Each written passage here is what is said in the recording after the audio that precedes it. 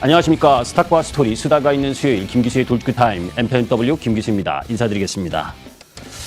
자, 이번 주 흐름으로 보게 되면 우리 시장으로만 놓고 보면 조금 비이성적인 흐름 부분들이 시장에 나타나고 있죠. 그 부분과 관련돼서는 잠시 후에 말씀드리도록 하고, 자, 지난번에도 제가 한두 달 전에 이 이야기를 했었습니다. 그죠? 우리 국내에서 투자자들이 이 MZ세대를 중심으로 해서 국내 시장을 떠나서 그죠? 해외, 특히 미국 시장으로 많이 들어가고 있다라는 말씀을 드렸는데, 거기에 덧붙여서 미국 주식을 사라고 붙이기는 한국 운영사들의 행태입니다. 그죠? 해외 중심 ETF를 잇따라 출시하면서 올해 국내 신규 상장된 상장지수 펀드 ETF가 73개인데 그 73개 중에서 해외 시장 기초자산을 기반으로 해서 설계한 ETF가 41개, 50%가 넘죠. 그죠? 그러니까 증시 자금에 있어서 개인 투자가들이 국내 시장에 매도를 하고 나서는 이렇게 이 운용사들이 계속해서 발행하는 이 해외 시장 ETF 쪽으로 매수세가 몰리니까 우리 시장, 코스닥 시장이 별 볼 일 없는 거 아닙니까? 그죠? 자, 우리가 이런 말씀을 들으신 적 있을 겁니다. 지옥으로 가는 길은 선의로 포장되어 이야기를 한다. 그죠? 사실은 부자 감세니 하면서 뭐라고 이야기를 하지만 궁극적으로 소득 있는 곳에 세금이 있다. 겉으로 보기에는 아주 당연한 이야기입니다. 자, 그런데 이게 국회 예산 정책처가 6월 30일 날 금투세와 관련돼서 그죠? 이야기를 하면서 이 정책의 일관성 이 부분 때문에 계속 진행을 하는 것이 맞다라고 이야기를 했습니다. 사실 금투세로 인해서 1년에 연간 한 1조 6천억 정도씩 세금을 더 거둘 수 있다고 합니다. 그러면서 실제적으로 금투세 해당자가 15만 명 정도밖에 안 되고 이 사람들은 돈이 많기 때문에 오히려 이 사람들에게 세제 혜택을 주는 것이 안 좋은 거다라고 감언이설로 이야기를 합니다. 그런데 주시장이 여러분들 항상 우리가 봐왔잖아요. 큰 손들이 움직이면 사실 금융소득을 5천만 원 이상 벌려면 500만 원, 1,000만 원 이런 소액 우리 중산층 서민이 매매해서 벌 수 있는 돈이 쉽지 않습니다. 그죠? 적어도 계좌 자산이 수억에서 수십억 이런 분들이 해당되는 거죠. 그런데 그런 세금 때문에 그런 사람들이 자금을 쏟아내고 그죠? 머니 무브를 하게 되게 되면 그 피해는 고스란히 개인 투자 서민, 우리에게 돌아오는 거죠. 사실 월요일, 화요일 부분 그리고 오늘도 여러분들 그죠? 코스닥 지수가 오늘 2차 전지 낙폭과에 대한 부분에서 테슬라 영향으로 반등하지 않았다면 또 박살이 났을 겁니다. 시장의 답변은 개인 투자가가 좋아하는 코스닥 시장이 급락하는 흐름을 지속하고 있는 원인으로 제공되고 있다는 겁니다. 자, 매력 잃은 한국 증시. 사실 올해 들어서 미국이 S&P 15% 그리고 나스닥이 20% 오르고 일본이 19%, 대만이 28% 오르는 동안 우리 시장은 코스피가 5% 오르고 코스닥이 3% 내렸습니다. 그죠? 그렇지 않아도 대한민국 증시는 허약한데 거기다 대고 그죠? 거기다 대고 금투세를 시행을 하게 되면 불을 보듯 뻔한 거 아닙니까? 그죠? 그런 상황인데 시행해보고 주식시장이 많이 떨어지면 그때 가서 고치겠다라고 하는 무책임한 발언을 하고 있는 야당의 정책위 의장의 발언도 지탄받아야 하겠지만 또 앞으로 내년 1월 1일 날 시행하는 부분에 있어서 지난주에도 말씀을 드렸었지만 6개월밖에 채 안 남은 상황에서 그죠? 도대체 정치권은 뭐 하고 있습니까? 정부 여당은 뭐 하고 있습니까? 야당이 반대를 하면 정부가 머리채라도 붙들고 와서 토의해서 있죠? 수정할 건 수정하고 폐지할 거면 폐지하고 또 강행할 거면 할 거를 결론 내어줘야 되지 않겠습니까? 그죠? 누구의 이득을 위해서 이런 법률안을 냈는지는 모르겠지만 그죠? 상대방 여당이든 야당이든 빨리 한 자리에 모여서 결론을 빨리 내줘야 불확실성한 증시에서 코스닥이 추가적으로 하락하는 것을 방어할 수 있지 않겠냐라는 말씀을 드립니다. 잠시 후에 본격적으로 돌직구 타임을 시작하도록 하겠습니다.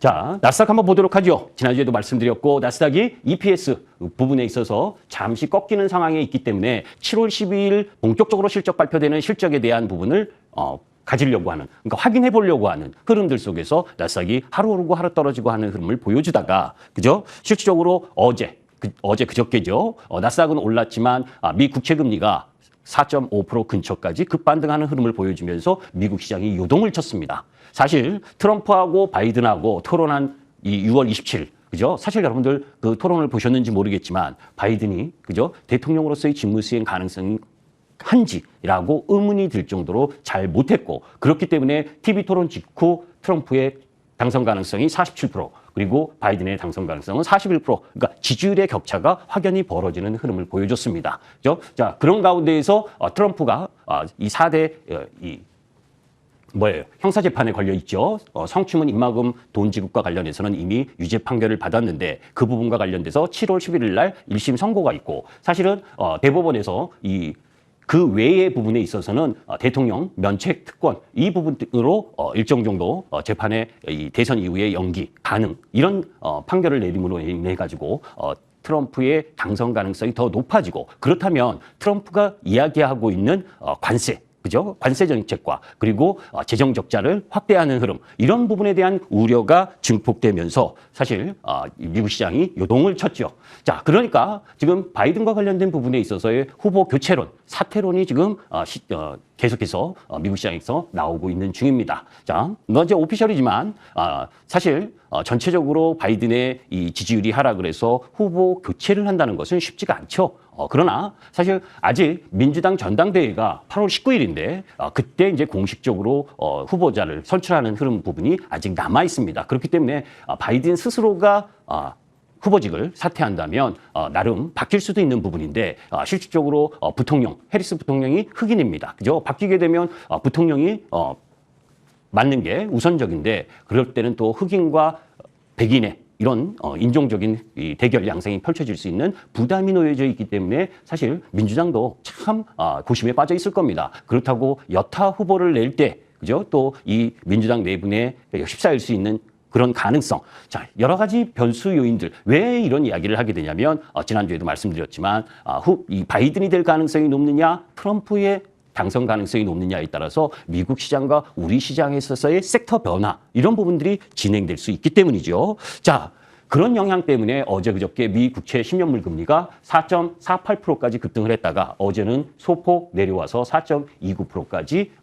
내려오는 그런 부분을 보여줬습니다. 아까 말씀드렸던 것처럼 트럼프는 보편적 관세 무조건 10% 추가 부과하겠다. 그리고 중국산 제품엔 60% 이상의 관세를 부과하겠다라고 이야기를 했고, 또 거기에 연관돼서 여러분들이 알고 계시는 방위비 분담금을 증액하게끔 하는 부분. 그러니까 여러 가지 불확실성이 놓여져 있는 상황이죠. 야, 내가 우리 대한민국 주식을 매매하는데 무슨 이런 게 필요로 하냐. 그런데 그렇지 않다는 건 여러분들이 이해하시잖아요. 그죠? 주식시장에서 개인 투자가는 시장에 대해서 의리지만 대한민국 또한, 그죠? 미국이나 유럽이나 EU나, 그죠?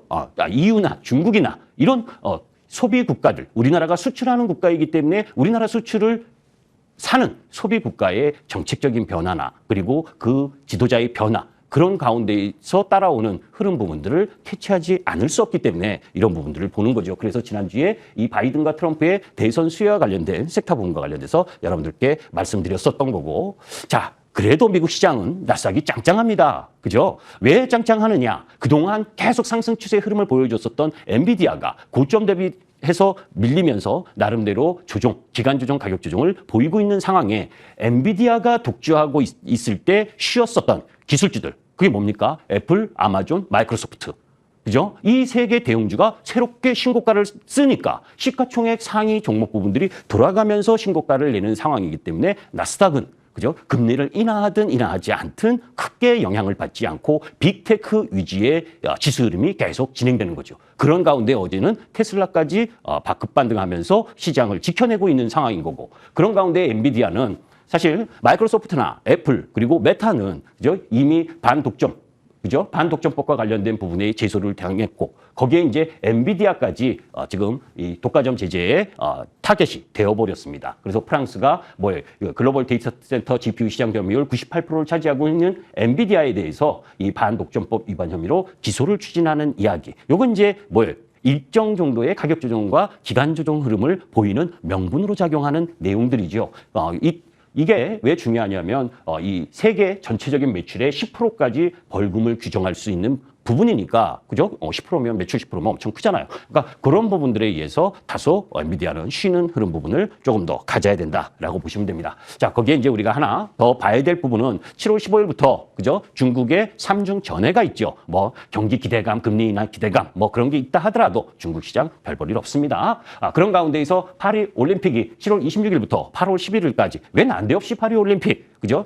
국제적인 행사를 하게 되면 무수히 많은 관광객이 몰리고 그 관광객이 몰렸을 때 숙박이나 항공 그리고 그 제반 시설을 사용하는 데 있어서의 뭐 물가 이런 부분들이 올라갈 수가 있잖아요. 그죠? 그게 이제 유럽적 부분에 있어서 그렇지 않아도 어제 발표된 유럽의 소비자 물가 지수가 예상보다 조금 높게 나왔죠. 그런 부분들인데 실질적으로 항공권과 숙박 예약률이 기대 이하다라고 이 파이낸셜 타임즈가 7월 1일 날 보도를 했는데 뭐 프랑스 관광 당국은 뭐 1,500만 명 방문할 것이다라고 이야기를 하고 있습니다. 요 시위대의 장면은 뭐냐면 이 탄소 중립에 대한 역행을 하고 있다라고 하는 부분들을 이야기하고 있는데 그래서 선수촌에 그죠? 에어컨도 설치 안 하고 선풍기를 지급한답니다.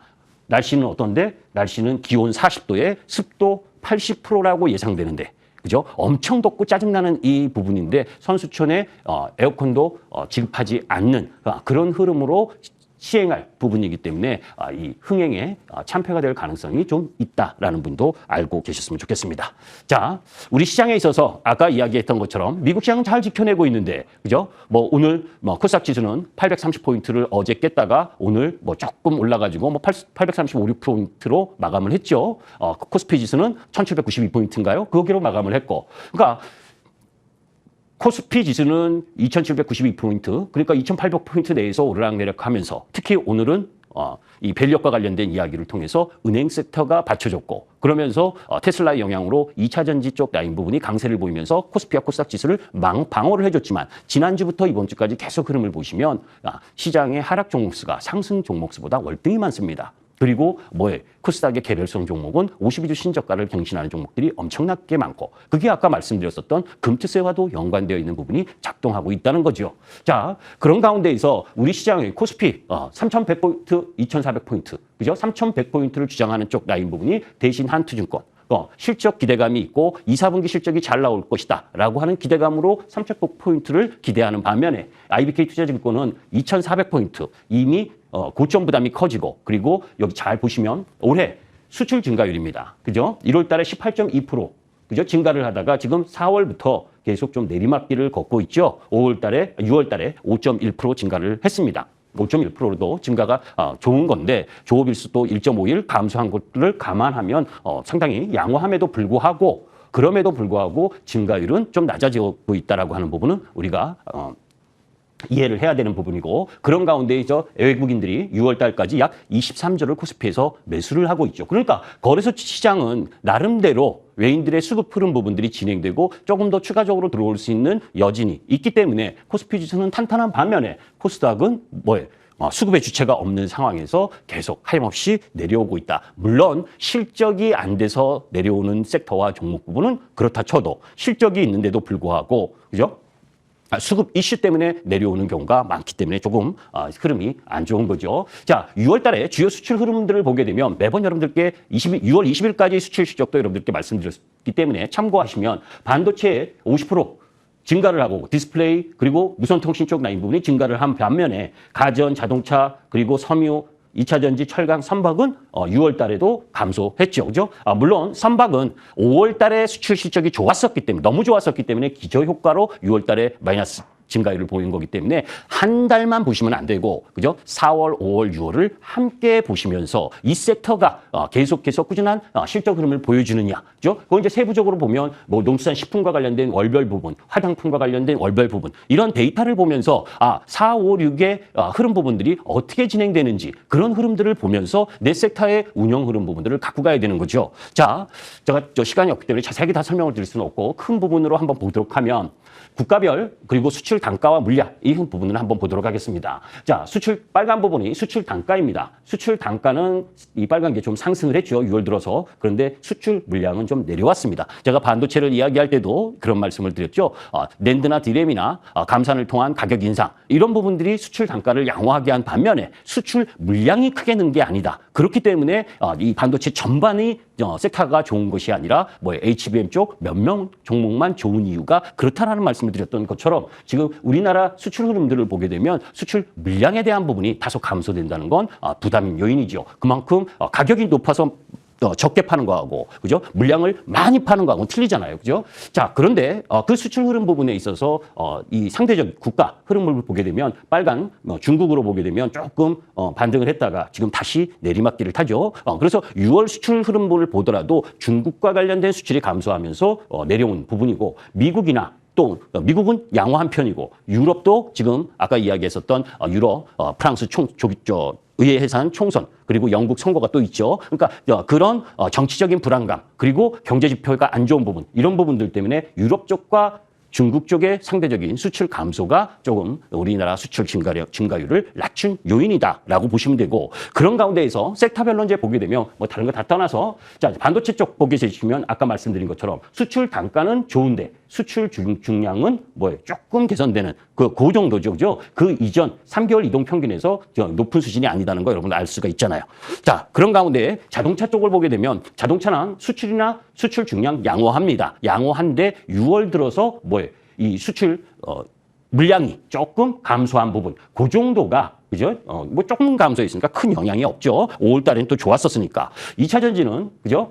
가격 부분은 큰 폭으로 하락했지만 중량 부분에 있어서는 소폭 반등하는 흐름, 그죠? 그러니까 최악의 흐름 부분은 좀 지나고 있고 2, 4분기 실적 발표를 하면서부터는 나름 나아질 수 있는 기대감은 좀 갖게 하는 부분이다. 그런데 테슬라가 어제 중국에서의 판매 부분이 전년 동기보다는 못했지만 그래도 전분기보다는 나은 판매 인도수 이 부분 때문에 10% 급등을 했는데 사실 그 부분보다는 ESS 저장장치 이쪽의 매출이 엄청나게 증가하고 로보택시나 자율주행과 관련된 부분의 매력이 부각되면서 올라왔다라고 보시면 되겠습니다. 자, 그런 가운데 선박 부분은 뭐 우리가 보듯이 PQ가 동반 하락을 했지만 사실은 5월 달에 이 조선적 라인 부분이 기저효과가 있기 때문에 그런 부분들을 반영해서 볼 필요가 있고 화장품도 역시 마찬가지입니다. 수출 단가 부분은 상승했는데 이 중량 부분은 소폭 6월에 감소를 했습니다. 그죠? 그 감소한 부분이 중국 향 쪽 그리고 일본 향 쪽이 조금 감소한 부분이고 미국은 계속 양호하니까 내가 화장품 쪽의 기업의 수출 비중이 어느 쪽에 더 많은지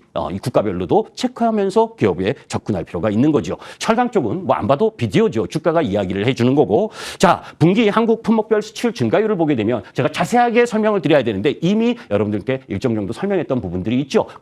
그런 이쪽 라인 부분은 3분기 품목별 차별화 부분이 지속될 가능성이 높다라고 보시면 되는데 그럼 3분기에는 예상을 해야 될 거 아닙니까? 그죠? 3분기 수출이 계속될 것이냐? 2분기에 비해 둔화될 것이다. 그죠? 수출 산업 경기 전망 지수를 보게 되면 조금 내려올 것이다. 그 내려올 수 있는 근거는 뭐냐? 그죠? 미국 ISM 제조업 지수나 중국 제조업 지표, 유로존 제조업 PMI가 대부분 다 50 이하에서 놀고 있습니다. 그죠? 확 좋아지는 흐름이 아니라는 거죠. 그러니까 수출 모멘텀은 다소 3분기에 내려올 수 있다는 걸 염두에 둘 필요가 있습니다. 자, 공급망과 관련된 부분은 지난주에도 여러분들께 말씀을 드렸죠. 자, 여기서 시간이 지금 2분밖에 안 남고 자료는 아직 많고, 그죠? 좀 말이 빨릴 수밖에 없는데 어제 이제 이 발표가 났습니다. LG엔솔이 유럽 LFP 시장을 처음 뚫었다. 그죠? 일본 르노하고 공급 계약을 했다.